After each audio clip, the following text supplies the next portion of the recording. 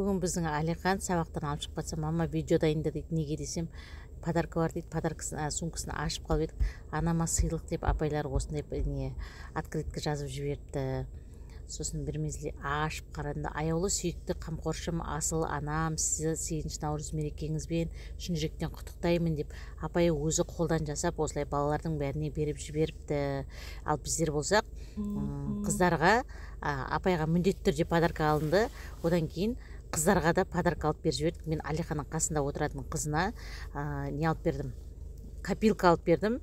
Бұйырса ақшасы көп болсын, бай болсын деп. Сол мен Алиханның подаркасын беріп жібердік. Таңертең қасында отыратын мектептегі қызына. Мына жерде Алихан айтып жатыр.